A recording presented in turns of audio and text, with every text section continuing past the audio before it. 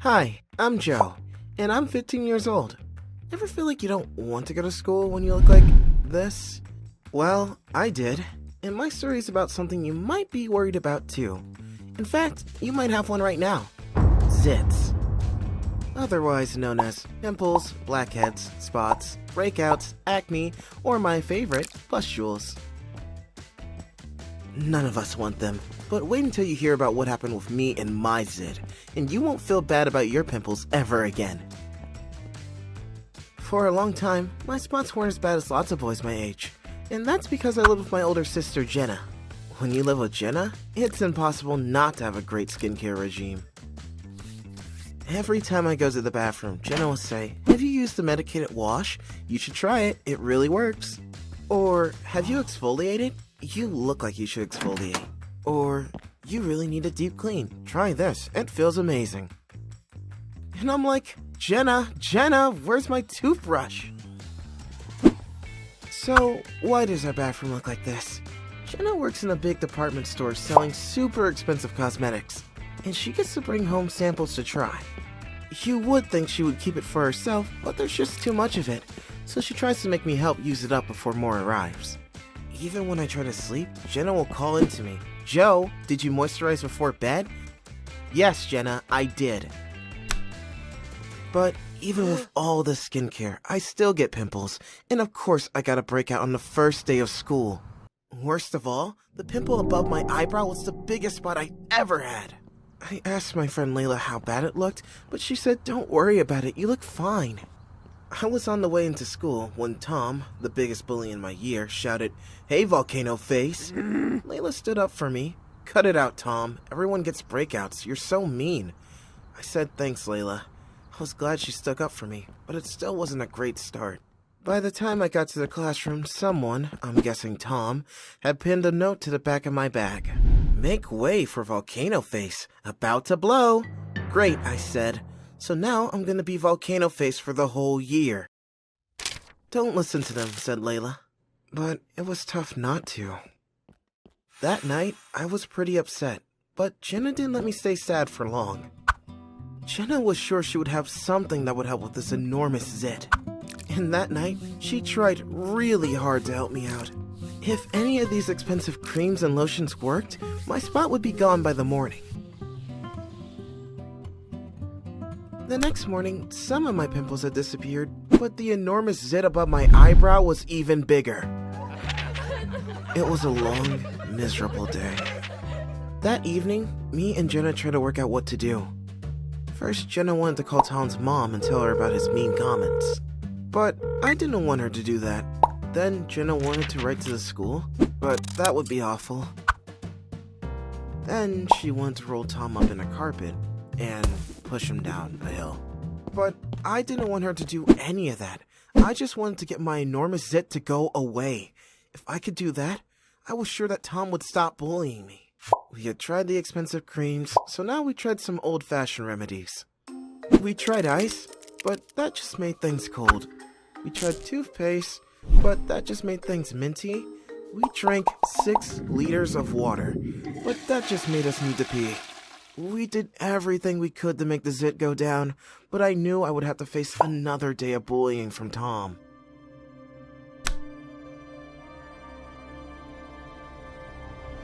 The next morning, the zit had grown. I couldn't believe it. Jenna said there was one final thing we could try.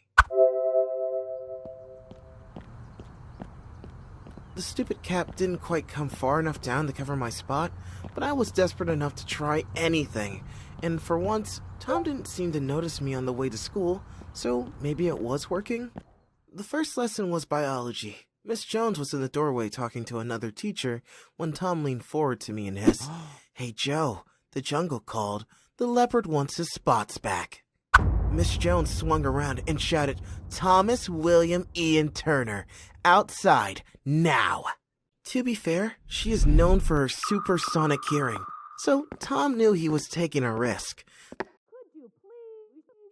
The whole class stayed totally silent, trying to hear Miss Jones shouting at Tom.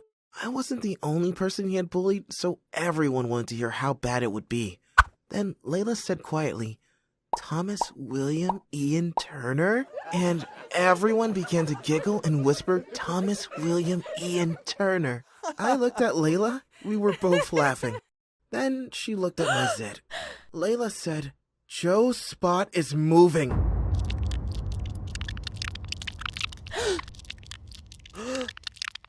And then, the worst thing you could ever possibly imagine happened.